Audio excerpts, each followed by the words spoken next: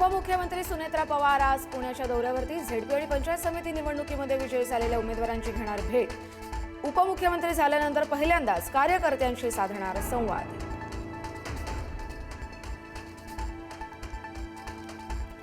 आज सकाळी 11 वाजता राष्ट्रवादीचे ज्येष्ठ नेते आणि माजी गृहमंत्री अनिल देशमुख यांची पत्रकार परिषद। राष्ट्रवादी पक्षाचं विलीनीकरण आणि अजित पवार यांच्या अपघातावर बोलण्याची शक्यता।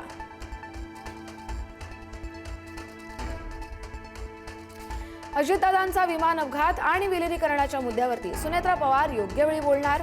दादांच्या चाहत्यांच्या हितचिंतकांच्या मनातील शंका दूर करणार का, याकडे लक्ष।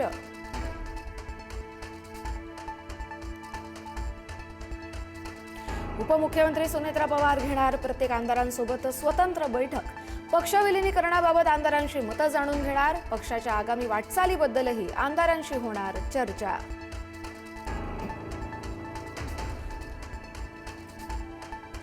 महापौर पदाची शपथ घेतल्यानंतर मुंबई महापालिकेच्या महापौर रितू तावडे ॲक्शन मोडवरती। आज मुंबई महापालिकेमध्ये महापौर बैठक घेणार।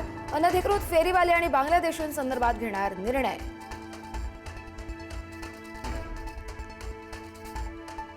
आज सकाळी मुंबईमध्ये मुख्यमंत्री देवेंद्र फडणवीस यांच्या बैठका। अर्थसंकल्पाआधी प्रत्येक विभागाचा घेणार आढावा।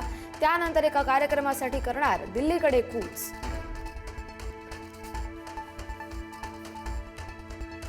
मुंबईच्या महापौर रितू तावडे यांची आज सर्व गटनेत्यांसोबत देखील बैठक। महापालिका सभागृहात विरोधकांनी केलेल्या गदारोळाच्या मुद्द्यावरती बैठक।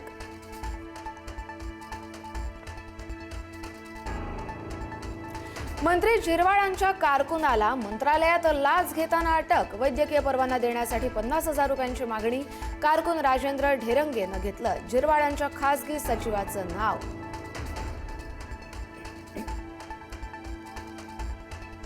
चंद्रपूरमध्ये महापौर पदग्रहण सोहळ्यादरम्यान भाजपमधील गटबाजी आली समोर। जोरगेवारांना निमंत्रण नसल्यानं समर्थकांचा कार्यक्रमावर बहिष्कार, तर पक्षावर टीका करण्याची काहींची सवयच, मुनगंटीवारांचं वक्तव्य।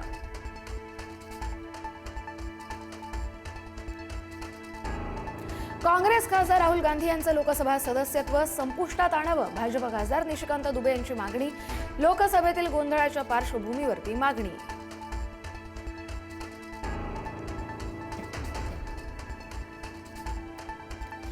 हार्बरवर एसी लोकलला प्रवाशांचा उत्स्फूर्त प्रतिसाद। 16 दिवसात तब्बल 6,40,000 प्रवाशांनी केला प्रवास।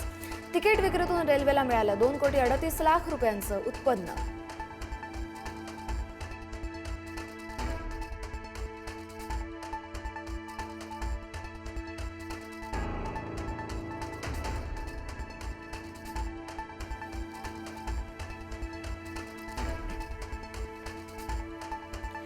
दादरच्या टिळक ब्रिजवरती अवजड वाहनांना तात्पुरती बंदी।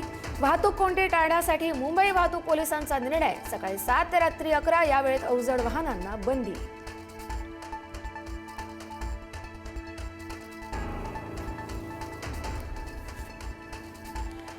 भारतीय हवाई दलाची ताकद आणखी वाढणार। 114 राफेल लढाऊ विमानं खरेदीच्या दीर्घ प्रलंबित प्रस्तावाला केंद्राकडून मंजुरी। भारताचा फ्रान्ससोबत मोठा करार।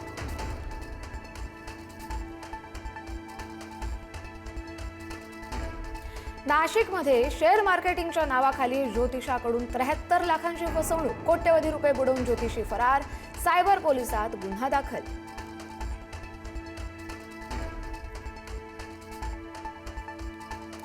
कोल्हापुरात एसटी बसच्या चाकाखाली येता येता महिला वाचली। ड्रायव्हरच्या प्रसंगावधानामुळे अपघात टळला। देवतारी त्याला कोण मारी या म्हणीचा परिचय।